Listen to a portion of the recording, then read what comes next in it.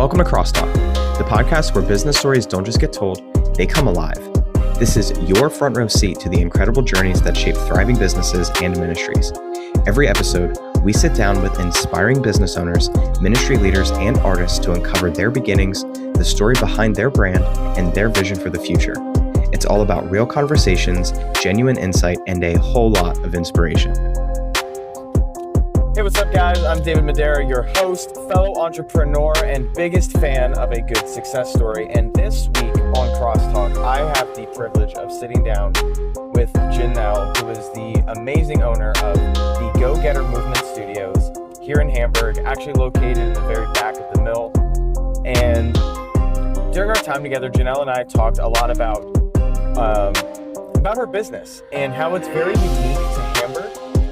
The art of aerial arts, and we also talked about the upcoming showcase that actually happened this past weekend, which Ginelle again, well, I'm sorry, we said that we would get it up before that.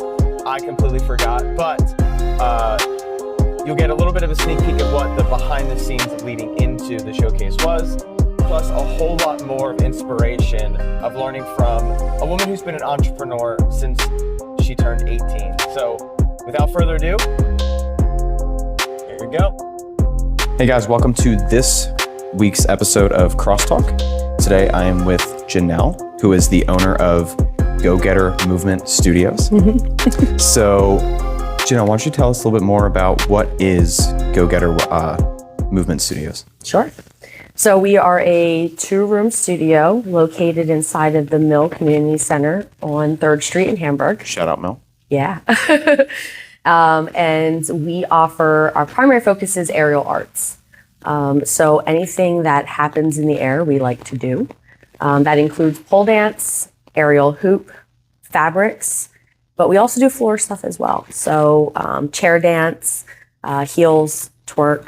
All of our classes are more adult focused. However, our second studio, which we opened in March, is considered our family-friendly studio. So that's where we do invite people of all ages. We have an after-school program where people can kind of fly high with us. So it's a unique opportunity to build strength and confidence and be able to dance, but not in your traditional dance studio setting. It's more in, like I said, in the air. So that's what makes us unique. Yeah, that is very unique. So to start a business like that I think you know where the question's going. Yeah. In rural-ish Hamburg, PA, where did that idea come from? Erica. Thanks, Erica. Erica. Okay. I blame her. No. Shout out Erica. Yeah. No. Yeah. I was teaching private lessons on the 3rd floor of the mill before all of this. Any of these businesses were here. Yeah. It was that when the dance studio was still here? After that, though. After that. Okay. Yep. After that. Well, no, I lied. It was still during. They were still here, but I was on the 3rd floor. Erica was having her classes up there as well. Okay. And I ended up buying it's called an X pole stage. And it's basically a pole that you can set up anywhere. Okay. And I was training by myself and I needed a space to really be able to set this up and practice. Yeah. And I started taking on private students, and I ended up setting up a pole in one of her rooms. She was like, yeah, you can just set it up here, no problem. And then she let me know that she was purchasing the building. And she was like, what do you think about opening your own studio? And I said, absolutely not. I have way too much on my plate. I have other businesses that I run. I have a full-time career. At that time, my kids were still in junior high and high school. It was just too much. But after thinking about it and consulting with my husband and just like, is this something we should do? Why not? Why not? It's close to my home, and business is really all I know. So it's what I love and what I'm probably most passionate about in life. And why not? Let's give it a whirl. Okay. So here we are. All right. So how did you get into aerial arts and this style of dancing? Would that be appropriate? Style? Yeah. Genre? Yeah. I was a dance teacher for 20 years, primarily hip hop. I taught at several of the studios in the county. And I noticed that I lost a passion for teaching kids. Okay. And I started veering more towards, I wanted to work with adults, primarily women. So that then led to, I was booking performers for my other business that I have. I would book aerialists for weddings and corporate events and nightclubs and things like that. So I was very familiar with the aerial arts, but I didn't really participate myself. I even had a pole in my house, in our living room, for probably about 8 years. And I probably used it maybe 4 or 5 times. Like it was something that I was familiar with and I knew, but it just wasn't something that I really dove into. Yeah. And then COVID happened. And I was laid off from my full-time job and I needed something to do with myself. And my husband was like, you need to get out of the house and find a hobby because you're making me bananas. So you just gave the nod, yeah. So I went to a studio and started learning pole dance. And within a couple of months of pole dance, I started going into everything that they had to offer. So I was like, I want to try everything and everything. So, and I picked up really fast and my body transformed really fast and I became addicted really fast. Okay. So I was training like 5 days a week, 4 to 5 hours a day, on some of the uptick of it all. Yeah. And then from there, it just kind of took off. I'm a dancer at heart, but the aerial art side of it really added an element that I just thought was really unique, and it just became an obsession from there. Yeah. This style, is that the chair? I'm squeaking. All right, I'll have to be careful. Yeah, I mean,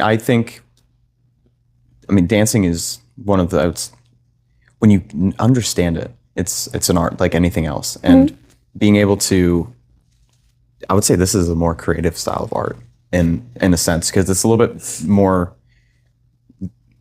challenge. It adds that sense of challenge. There's a little bit more of the risk of the aerial aspect of it. So really good hobby to get into right after COVID. Yeah. It was. It definitely, I think, it definitely saved me in some ways. I work a lot. I'm a bit of a workaholic, and anything that I do, I kind of put everything into. So when I lost my job, it was just, having all that time back. What do I do with myself? So the first 2 weeks of COVID, I cleaned my house a lot. And then I was like, okay, I can't really clean much more. What else do I do? So I started getting into yoga. Now I know why he offered the hobby thing, right? So I started getting into yoga. I'm like, okay, I'm gonna do down dog yoga, which is like the website where you can and I got into that a lot. And then I'm like, okay, I need more than this. But yeah, aero arts is where it hit. That hit where the spot it needed to. Yeah.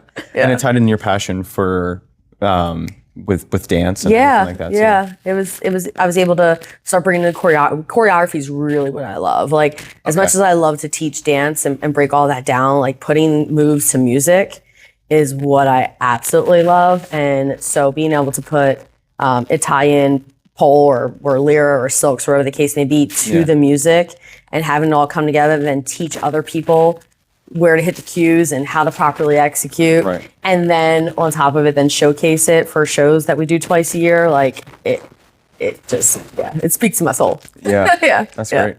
And you said you've had the passion for business for a while and doing that. So was that something you had early on, or when did you start to notice that for yourself? Yeah, pretty early on. I was in middle school and I choreographed a dance for the talent show, and I have a teacher who was like, you're really natural at that. That's probably what you should do for a living. And I was like, ooh, okay. So I always knew choreography was something I was really good and passionate about. And I started my first LLC when I was 18.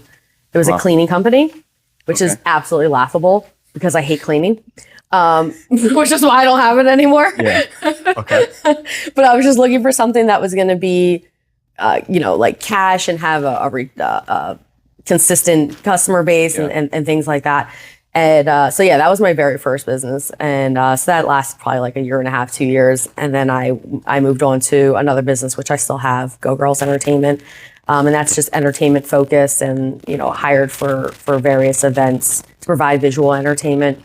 Again, it goes back, everything I do goes back to like visual entertainment. Yeah. So like, it's really like I said, where my passion lies. So yeah, I've always been a business owner. It hasn't always been my bread and butter, but it's always been like a hobby of mine that I'm fortunate enough to make money from. That's great. Yeah. Now I'm noticing a trend with the Go part. Is there some significance to that? Yeah. Do you want to share a little bit about where that comes from? Good catch. Go is actually, my first name is Ginelle, spelled Ginelle, and my maiden name is Ophelia, Ophelia. So I took both letters and made the Go. Okay. And every business I start, I also put Z's into the name. So our Studioz ends in a Z. Okay. And my other business, Go Girls, the girl is Gurlz. Okay. So I always tie Z's into everything I do too. I don't know. I don't know where that came from. I don't remember. It was so long ago. I can't remember anymore. Okay. Yeah. But just tying the Z's into that too. Oh, hey, it's branding. Yeah. That's great. Yeah. So you run classes, like you said. So we are currently in the more adult center, as you can see. Yeah. Yep. And you also you have the aerial art studio that you just opened up as well. So you want to tell everyone a little bit more about what people can expect if they come to a class, some of the specific stuff that you teach. We can start with this room, and then if you want to go into what is in the other room as well. So what you'll find here, this is Studio Grow. Okay. And essentially this is where a lot of students come to grow and understand like what we do here. So what you can expect, we offer about 200 classes a month. We are open 7 days a week. We do require that students sign up in advance for classes, because if we don't have a class minimum of 2, then we cancel class. Okay.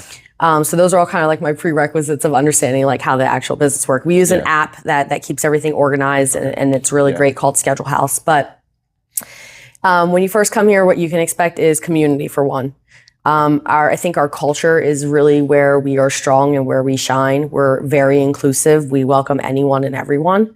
We're just looking for people who want to come here and build confidence and build strength and have a good time. And for a lot of my students, this is an escape from whatever they have going on in their personal lives. And I think that's really, when I have really hard days, like those are the moments where I'm like, I do this because of for them and because of that, because I get it. I know how hard it is to survive right now for various reasons, and being able to offer a safe space for students is really, what we're passionate about here. So I get a lot of times students or people will say to me, I would love to take class, but I'm not strong, or I'm not strong enough to do that. And I'm like, this is your gym. Like, this is all I do. I've never been a gym girl. I absolutely hate working out.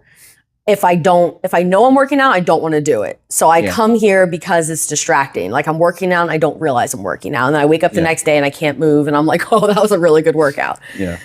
So you come here to gain strength, and you come here to gain confidence. And I think that all that translates into, if you want to become a performer, then here in the studio as like doing showcases and such, then we build those building blocks for you so you can get there.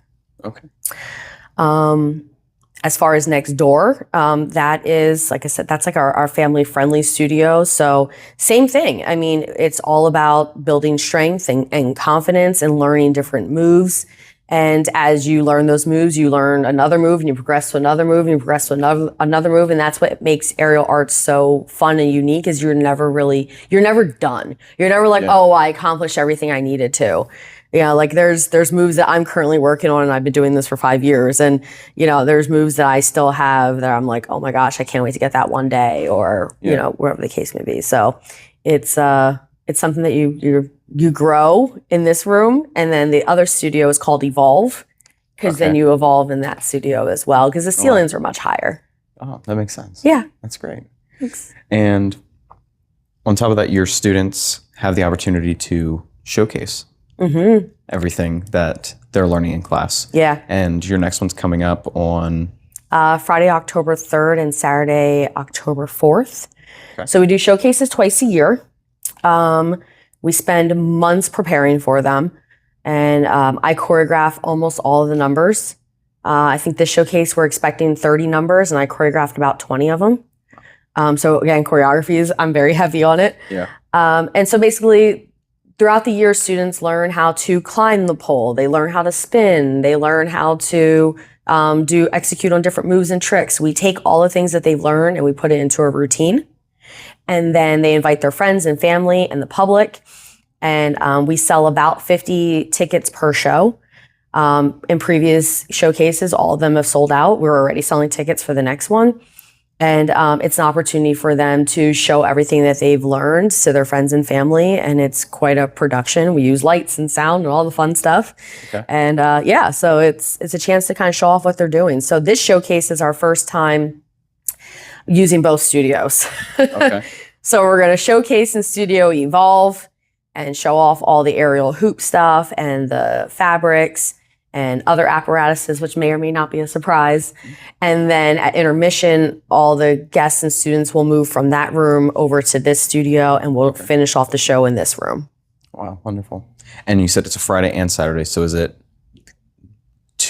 the same show, just 2 different days? Correct. Type of stuff? Yeah, yeah. Just because of how well ticket sales go, we tend to have 2 shows. Yeah. We've even considered doing 3 when we sell out. We're like, should we do a 3rd show? Maybe like a Sunday matinee or something like that.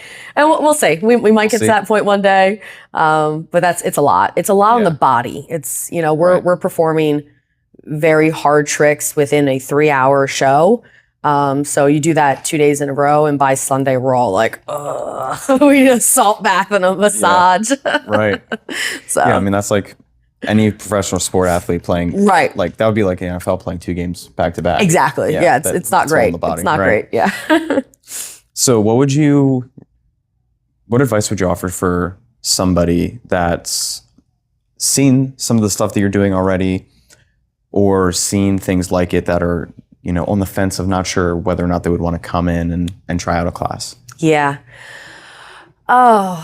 So I've had a student who created a profile. So basically she had created an account in our system, and she said, I've been watching what your classes and your social media, and I see what the schedule is like, and it's taken me 8 months to get here.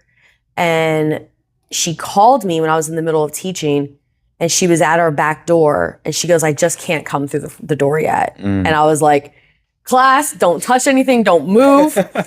I go outside and I'm like, the first step is walking through the front door. Yeah. I mean, essentially the first step is like downloading the app maybe. Yeah. But there's other steps maybe before that, but you kind of— hardest step. Yeah, the hardest step is definitely coming through the door for some people. Some people are like, I'm ready, let's do this. And other people, they need a little bit more of that cheerleader, and like that's what the instructors are here to do.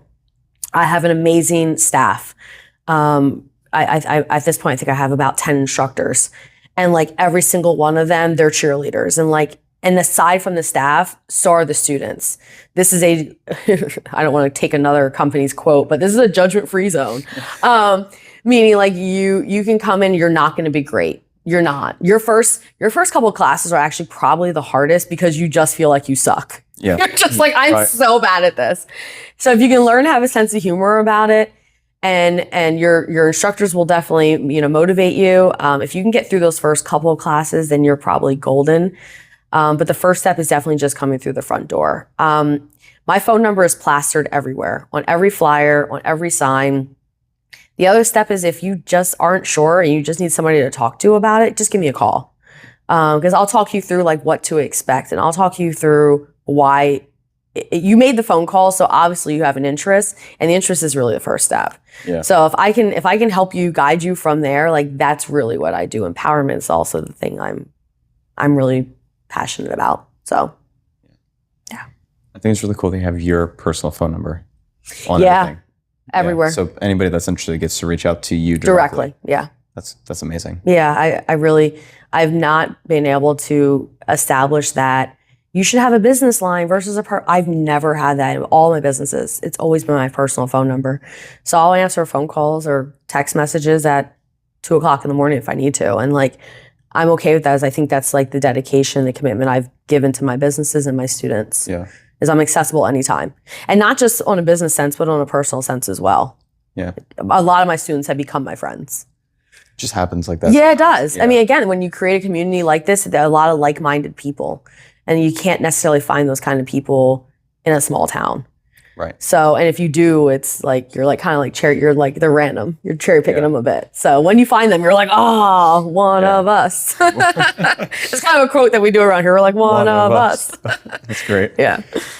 I did want to say too, just throwing it back. I don't think Planet Fitness owns the judgment free zone thing. Really? So I don't it's not think trademarks, so I can take it. I was going to say. I mean, I don't know how you can trademark that specifically. If it is, Oops. well, oops. That's their shout out. Yeah. Shout out Planet Fitness. You're welcome for the clout. So you talked about empowerment as a big one of your keys. What does that mean to you, and what's the passion behind that, honestly? Yeah. So there's so much I could probably touch on that. First thing is, I think for empowerment for me is, again, being able to find a space where there's other people who think like you. And I think it's really empowering to be around other people who are open-minded.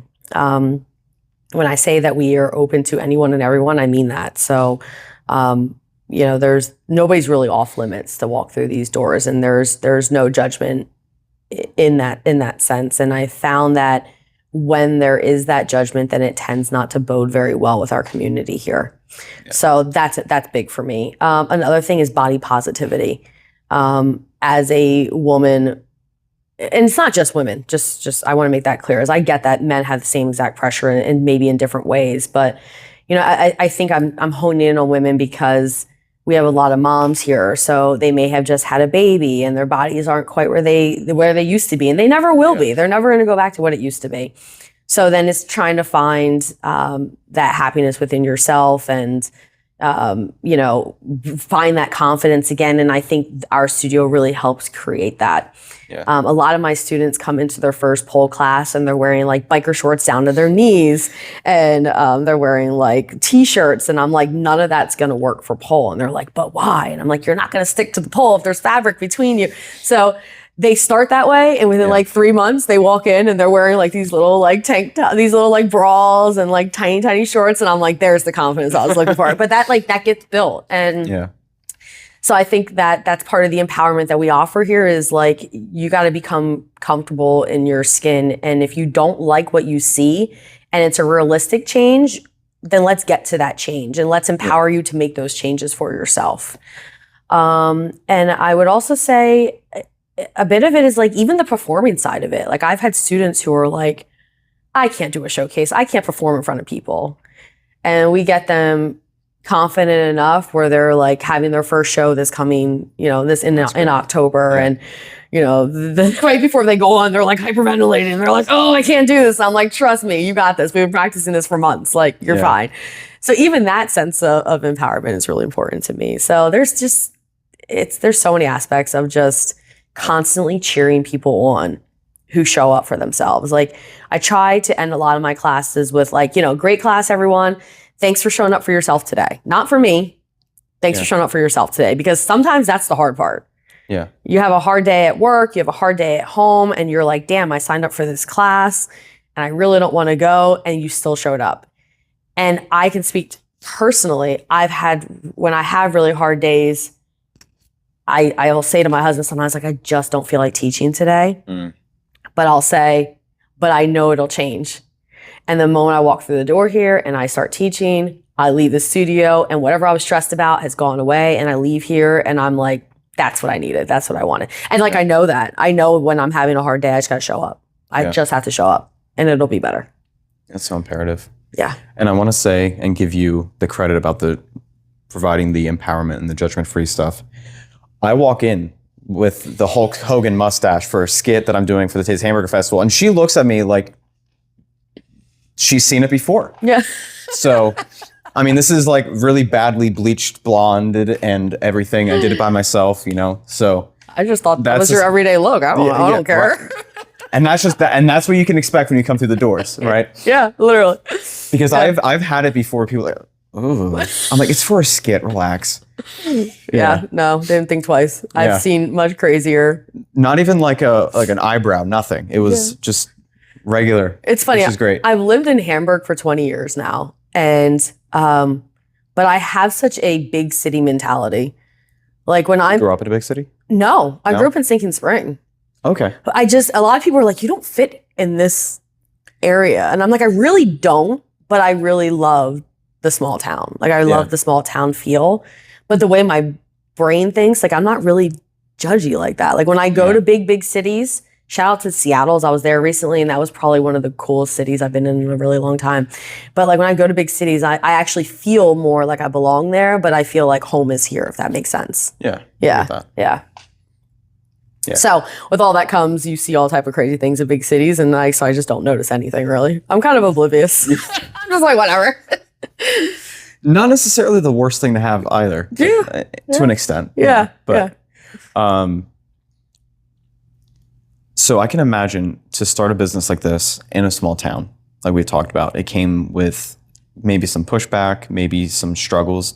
Anything you want to share about how you were able to work through that beginning stage? Yeah, the beginning stage was interesting, which I expected. I mean, I could have opened a pole studio in a larger city. I could have went down to maybe like the West Reading or Wyomissing area. But the opportunity presented itself for here. It did make sense for my personal life. I knew that not everybody was going to be okay with it. And then I just look at it as like, those are not our people then. That's okay. Yeah. You're not going to get it. You don't have to. I don't expect you to walk through the front door then. Yeah. My goal is to find the people who are curious enough to show up. So any backlash or negativity that we receive is kind of on those people. I think what we're doing here is great. I think as a female-owned business, it's unique in itself because it's already hard to run a business, let alone as a female. I think that has its challenges in itself. So, like I said, it's this place is made for people who want to be here and who have an understanding and get what we do. And if they don't, then I just keep your comments to yourself, maybe. Yeah. I'm gonna keep it at that, I think. Yeah. Oh, that's good. Yeah. And to go on like the being a female business owner aspect, you're surrounded by some good company. Not just specifically in the mill itself, which on this floor is all women-owned businesses. Correct. Yeah. Which the wonderful, fearless leader of the mill didn't even realize until Elevation opened. I heard about that. Yeah. But also, I think in Hamburg itself, I think as a total, even if we just exclude this, I mean, it's like 60-40 women to men business owners. Good. Which is amazing of a statistic. Yeah. But what, like being a woman business owner, what were some of those challenges that you faced early on? Not necessarily, it doesn't have to just be for this studio, but just in general that you had to face and overcome. Not this business, because this business is primarily female owned, meaning like Aero Art Studios, it's mostly female owned. But my other business, when I first got into it, is primarily male owned. So it's the initial, like nobody really takes you seriously. They think that you're going to be like a fly by night business. Like you're going to open and 6 months from now, you're not going to be around. So I think I have a super strong personality, which I think helps me. I can be a bit of a bull. I'm a Taurus, so I'm like literally a bull. So I think my strong personality and like my resilience is really what helps drive. I think if I had thinner skin, maybe it'd be different, because I've worked with some really, really challenging people, and I have to stand up for not only myself, but my employees or my students in this case. Right. So I think that's the biggest challenge, is you have to have a backbone. You can't roll over, or not easily, at least. You know, if you're going to roll over, you have to roll over because it's the right reason. Right. And if you're sticking with whatever it is that you stand by, you got to be strong with it and really got to own it. And that ownership comes with time and confidence as well. And I think for as long as I've been in business now, at this point, I'm like, you get what you get, you know, what you see is what you get. So, I think that's the tough part about being a female business owner. And I try not to like focus on it a lot, but a person of color as well is really difficult in certain areas. And this area has been one of the challenges. And I see that as a challenge that I've been willing to hit head on. So here we are. And you didn't say this fully, but I was kind of able to pick it up. But really you're back against the wall to stereotypically, you know, being a woman of color and then a woman on top of that to start a business. I mean, society would tell you that that's an impossible feat. But it seems like you've taken those challenges that have been there and you've been like, okay, well, how can I take this from being a challenge into an opportunity to still do what I'm passionate about? Yeah. I wasn't sure if I wanted to share, but I'm going to share it.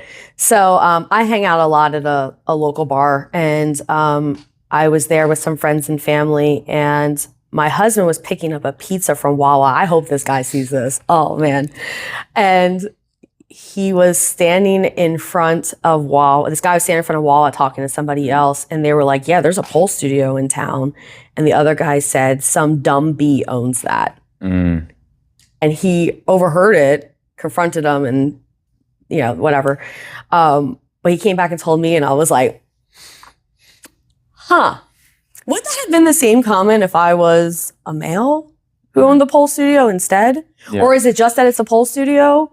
Or is it like what was it that bothered him so much? But I was like, but here I am 2 years later, so can't be that dumb. Yeah, right. So I honestly think comments like that, like I'll never forget that. And I'll never forget it because like I was hurt by it, but if anything, that fuels the fire. So fuel that fire for me. Go ahead, go for it, because success is really a lovely thing. And for sure. Yeah. And so, for every person who thinks you may not make it, I have enough people who think I will. And I have enough people who support what I do and my mission. And that's really, that stuff fuels, but as long as I have the support that I need, like that's really what's going to drive the ship here. So. Yeah, that's great. Yeah. I can relate to that negative motivation a little bit. I had a mentor in my life for a while who would always talk to me about the business that he was running and share with me. But one time we were out golfing and he was completely hammered. And I feel like in those moments, either, nonsense comes out or the real truth comes out. I always say that. The truth comes out when you're drunk. Yep. And he looked at me, and I remember this, and it's like ingrained in me. And he just looked me dead in the eye and said, you are never going to be a business owner. You don't have what it takes. And it crushed me. Yeah. And I remember it demotivated me for a little bit. And then when I kept replaying, I was like, why would if I don't, then I'm just going to make him right. Right, prove him right, yeah. Yeah, so I was like, screw him. Yeah. And I don't think about it as often, but now there is those times where it comes back and I'm like, yeah, that's right. Yeah. Is it kind of the same for you the nerve in that sense? Yeah, the nerve that people have, I can't imagine saying that to somebody. Like I just couldn't. I don't know, and that has to tie back to like their own issues. Because on my worst day, I couldn't imagine saying that to somebody. Like I can't wrap my head around stuff like that, or making a comment like the guy at Wawa, or saying something like that. Like no, of course he wasn't in his right state of mind. So I want to give credit where credit's due. Sure. Like, you're giving too much credit. I don't even know. I'm bitter and petty, so I would be like, no, I'm done. To be fair, again, I don't even know if he remembers that was even a conversation, So for me, I'm like, I know but I was like, the truth came out there, and and I was like, Yeah, I would hold on to that. I wouldn't be able to let that one go. Nope. Yeah. Well, here we are, right? Yeah. Here we are now. Yeah. Exactly. But I do want to get back to some of the other stuff with the business, but before we get there, I think it would be really cool for anybody that's watching that is, whether they're a female that's wanting to start a business or just somebody in general that's, maybe younger and is not sure about, taking that leap to be in business for themselves. Since you were 18, that's what you've been doing. What advice would you give to somebody that's looking to get started? Yeah. Number one is make sure everything's legit. Because when you are starting as a business owner, especially if you have anything negative that could be perceived, you want to make sure that you have all your ducks in a row. So if anyone happens to want to come after you for whatever reason, you want to make sure that you have everything lined up correctly. So make it an LLC, make sure you're paying your taxes, make sure that if there's any fees associated with the business, you're paying it, make sure you're insured. All those kind of things are extremely important. There's also a lot of support. I have not personally worked with them. I do subscribe to the newsletters. There's a nonprofit called SCORE. Okay. And they help with people who are starting new businesses, and they have all type of seminars that you can join, and everything's free.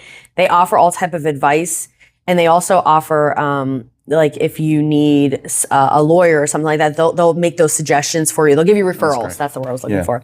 They'll give you referrals. So find small businesses or find nonprofits like that in your county, because they can be really a great help. And find a mentor. When I started this, there were so many things I didn't know about just the safety aspect and how to properly rig and what insurance should I have and what music licensing do I need to pay and all those kind of things. I ended up finding a mentor. Shout out to Lauren. She owns one of the most successful pole studios in Philadelphia. And we would have weekly calls and she'd be like, all right, what's on your list this week? What's going on? What do you need? What advice do you? And I don't hit her up as much as I used to, because now I think I got it mostly figured out. Yeah. But I needed her big time when I first started. So I would definitely say if somebody's in a similar business to you, but they aren't direct competition, because a lot of times you're direct competition, nobody wants to share information. Yeah. But being that she was in Philly, it made sense. So find somebody who you can lean into. And utilize your support. If you don't have any, you will likely get it through your business. You'll have a couple people who really believe in what it is that you're doing, and you'll be able to tap into them and utilize them so you don't go crazy. I definitely have a handful of people here that help me keep this place running, that if it weren't for them, I'm like, oh man, this place would not be what it is. Yeah. So super helpful to have those people in your life. So finding support, mentors, keeping it legit. And keeping it legit, yeah. And then just go, right? Yeah, hit the gas. Not your go specifically. Right, not my go. Don't take my go. Yeah, that's don't my take go. her go. That's hers. But yeah, hit the gas. She just goes, G-O-Z, just goes. Yeah. There you go. Yeah, look at that. Yeah. One of the other things that I know you were talking about briefly was that you can do like events and stuff like that and like set up for weddings, executive stuff. How does that work? And you said for hire, right? So like you can get hired to come and do stuff. So we would love to start connecting with more event venues. So people who host weddings or birthdays or graduations or whatever the case may be, because of all the things that we teach here, because we are instructors, that also means that we're fully capable of performing. And we have all of the rigs that we need to be able to set up anywhere. So actually, right before I started this business, I set up my pole up at the pagoda. Okay. And I had a photo shoot up there, and Wonderful. That went pretty viral because people, it went insane. I was like, oh my goodness, because people saw a pole up at the Reading Pagoda, and that was a whole story that everyone had to tell. But I mean, we do photo shoots here once a month. So we will set up a rig wherever we think is cool. Cornfields, in front of water. We went to Graffiti Bridge already. And so we can pop up anywhere and we can perform anywhere. So if people are interested in having an aerial performance for their wedding or graduation or corporate event or whatever the case may be, we're fully capable of doing that. So I definitely think that's something we'd like to tap into a little bit more here at Go Getter. Yeah, that's amazing. Yeah. I did do the interview with the president of the board for the pagoda. Oh, yeah, really? Yeah. So they're doing the renovations right now. And stuff. They're in the middle of the renovations. Yeah, it's something really nice. If you haven't seen it. I have not. I'm sure it's going to be really cool. He wasn't able to give me full, he didn't give full spoilers on everything, but he did name drop a few things that people can expect, which is great. But after this, I do have a connection for you that might be, they run a Leo Design Gallery in Wyomissing. Oh, yeah. And work with, weddings and events all the time. Yeah. That might be a good potential partner for you down the road, so I'll connect you with them. Okay.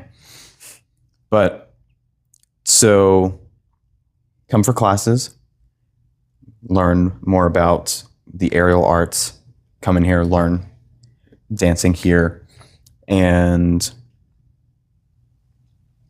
you have the expo coming up as well, or the showcase. Mm-hmm. Showcase. I'm saying my mind's on the expo for next week. Yep. But the showcase. Yeah. How can people follow along on your journey? Definitely social media. We're on Instagram and Facebook. We have a TikTok, but we're not. TikTok's so hard sometimes. So I definitely say social media is the best place. We do have a link tree. Anybody who contacts me via phone, I send them our link tree immediately, and that will tell you where to park, what to wear, how to sign up for classes, what to expect. I mean, we answer all of the questions. Wonderful. Yeah. And even aside from doing classes, let's say that you're not interested in committing to classes weekly or something like that. We do private parties too. Bachelorette parties, birthday parties, divorce parties. Yeah, that's a thing. So, Parties for everything now. Yeah. Okay. You could do 1 to 2 hour long parties, and we make it a whole event. I'll decorate and food and drinks, and you just come and hang out with your girlfriends or guy friends or they friends or whatever, and you just live it up and have a good time for 2 hours and let that be it. If you're done with it, then fine, you don't come back, but it's just have those here. Yeah. Okay. Yeah. Yep. I host those quite frequently as well. We do all type of crazy things here. So, and we post everything on our socials, so you can see what events we have coming up. And it's like I said, it's not necessarily like, oh, you need to commit to classes. We had a skate party here a couple weeks ago. Oh, wow. Yeah. So we literally I turned down the lights. I played all roller skate music, and I had the. Did you move the poles out of the way? Or were they No, we used them. Oh, really? That's the best part. I was gonna say you that. skate around the pole. Okay. Yeah. And it creates momentum. Well, Yeah, we had the Reading roller derby girls here. Really? Yeah, Oh my gosh. a few of them came, and we had a great time. So and again, they don't usually take classes. They just want to come and skate with the pole. And I was like, cool. Yeah. So, sometimes we might just have random one-off events that are parties or classes that people might be interested in, and it doesn't take that commitment either. So, yeah, we got a little bit of something for everybody. That's awesome. Yeah. Any final thoughts?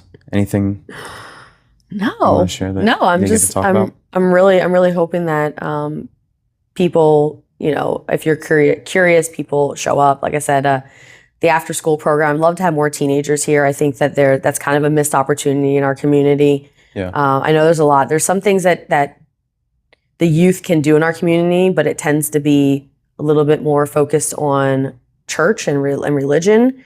And while I think that's great, I also think that it would be nice to have something more physical in a space where people can come and just learn a new art instead of it being a dance class or something along those lines. So we have our after school program that will be starting up most likely in October again. Okay. And it's usually an hour or two long, and it happens in the other studio. So that's our aerial hoop and our silks. So, kids can learn how to fly high as well. So that's the other thing shout out I have is that I love to see more youth here. That's great. Yeah. That's all I got. No, Okay. That's all I got. Awesome. Well, thanks for taking the time to learn about what we do here at Go Getter. Yeah. Thanks Appreciate for having it. me. And check them out on social media. You've talked about it, but you want to tag it really quick? It's Go Getter Movement Studioz. The Studioz is with a Z. But yeah, you should be able to find us from there quite easily. All of our handles are Go Getter Movement Studioz. Wonderful. Yep. All right. Okay. Thanks for tuning into this week's episode of Crosstalk. I hope that today's episode left you feeling inspired and ready to take on your own journey. If you liked today's episode, go ahead and hit that subscribe button and drop us a like. It helps us reach more people just like you and helps us grow as well. And I'd love to hear what you think. So go ahead and drop a comment down below of what your favorite takeaway was from this week's episode, and let us know who you'd like to see on the podcast next. And you're not going to miss next week's episode, so stay tuned. I promise it's something special for you. So until then, remember that our community thrives when local business succeeds. Until next time.